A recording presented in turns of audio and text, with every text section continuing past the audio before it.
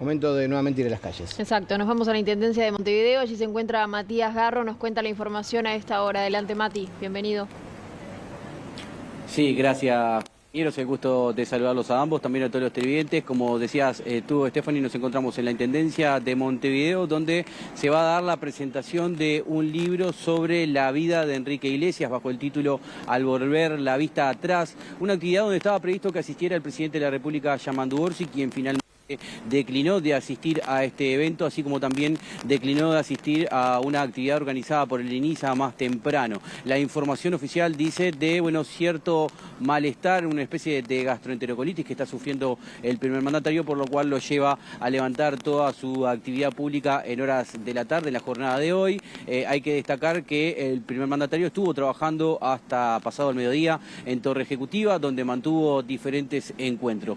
Quien sí asistió a esta actividad del INISA fue el prosecretario de la Presidencia, Jorge Díaz. Habló de diversos temas que vamos a estar repasando. Por ejemplo, dio explicaciones sobre expresiones que tuvo en redes sociales, expresiones de respaldo a Álvaro Danza, presidente de ACE, y también a Pablo Casciani, dos personalidades que estuvieron en el foco, envueltos en polémica por diferentes situaciones. Danza por esa doble actividad en lo público y en lo privado, y Casciani vinculado a lo que ustedes informaban más temprano.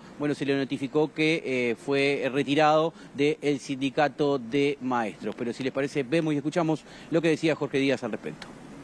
El mensaje que tengo es que se trata de dos muy valiosos compañeros, tanto Pablo como Álvaro, que están viviendo una situación compleja o una situación difícil, a mi juicio absolutamente injusta, pero bueno, esa es mi opinión.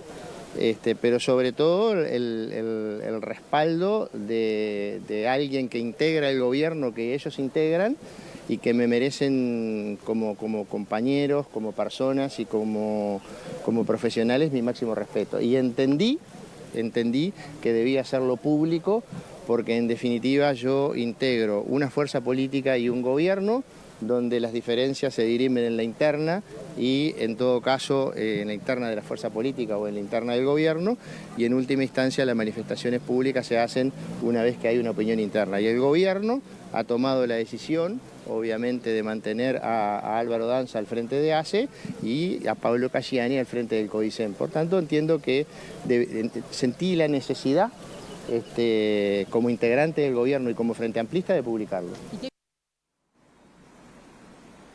En otro orden, en la noche de ayer, se llevó a cabo un evento conmemorativo de la Noche de los Cristales Rotos en la sede de Beneverit, Uruguay. Gran parte de la plana política uruguaya estuvo allí presente, estuvo el presidente de la República, la vicepresidenta, así como también exmandatarios, por ejemplo, Luis Lacalle Pou y Julio María Sanguinetti.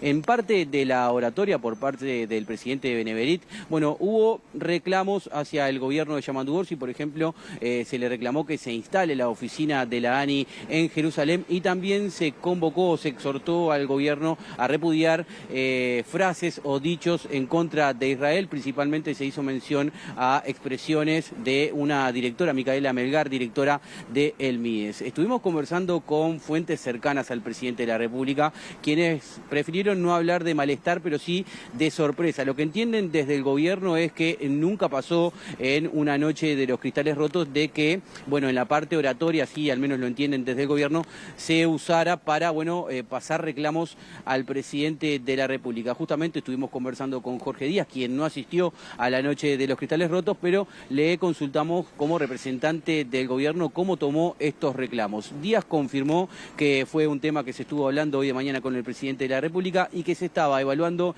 la posibilidad de emitir un comunicado por los canales oficiales de Presidencia sobre lo ocurrido en la noche de ayer. Volvemos a ver y escuchar lo que decía Jorge Díaz. Bueno, en las próximas horas probablemente el gobierno haga algún tipo de manifestación en ese sentido. Yo no estuve presente, así que no puedo dar una opinión al respecto, pero evidentemente eso fue un tema que se analizó hoy en la mañana en la Torre Ejecutiva. ¿Con el presidente de la República? Sí, con el presidente de la República. ¿Le transmitió el malestar? Yo prefiero que sea a través de los caminos. Yo, como siempre digo, integro un gobierno y respeto los canales de comunicación que el gobierno tiene. ¿Va a haber un comunicado? Eso lo va a definir el presidente. Bueno, Jorge Díaz estuvo presente allí en un predio del INISA sobre las calles Beloni y Aparicio Saravia. Se firmaron varios acuerdos. Uno tiene que ver con los vehículos que están bajo la órbita del Fondo de Bienes Decomisados. Esos vehículos estarán justamente en un galpón de ese predio donde los jóvenes internados se encargarán de su mantenimiento hasta que sean rematados esos vehículos. Y en ese ámbito, Díaz confirmó que, bueno, esta semana se va a estar rematando la residencia del narcotraficante Valencia, de origen mexicano. Informó que tiene una base aproximada de unos 680 millones de dólares, así lo explicaba Jorge Díaz. Bueno, se han rematado este año. Uno de los inconvenientes con el que nos encontramos cuando asumimos, que se nos planteó por parte del Fondo de Bienes Decomisados, es que no tenían escribanos como para realizar el estudio de título de los bienes inmuebles y que por esa razón había un conjunto de inmuebles que estaban decomisados, que tienen un costo de mantenimiento, pero que no se habían podido sacar a remate. La ley prevé que específicamente que se saquen a remate. Lo que nosotros hicimos fue, bueno, darle la instrucción a la Escribanía de Gobierno que colabore con los escribanos del Fondo de Bienes Decomisados para acelerar el estudio de títulos y poder sacarlos a remate inmediatamente. De hecho, ya llevamos como 4 o 5 remates y ahora el próximo es esta propiedad de esta finca que era propiedad de González Valencia, que está decomisada desde el año 2020, que seguramente si se hubiera rematado en aquel momento su valor sería muy superior al que tenga hoy, pero bueno, en las condiciones que la recibimos, porque ahí hubo intrusos, ahí hubo, en fin, por informaciones de prensa como que se habían celebrado algunas fiestas clandestinas o algo por el estilo, eso leí el otro día a alguno de sus colegas, que no sé si es cierto o no, pero información que manejaba la prensa. Lo cierto es que la propiedad se deterioró. Bueno, va a salir a remate y obviamente el protegido va con destino al Fondo de Bienes Decomisados. Jorge Díaz fue bastante reservado sobre el caso Cardama, pero confirmó que la semana que viene habrán novedades. De hecho, se dio a conocer que el presidente de la Junta de Galicia se comunicó de forma telefónica con el presidente de la República para interiorizarse al respecto de este tema. Por el momento es todo desde aquí, compañeros. Vuelvo con ustedes a estudios. Te agradecemos, Mati, por toda la información. Nosotros ahora avanzamos con otros temas.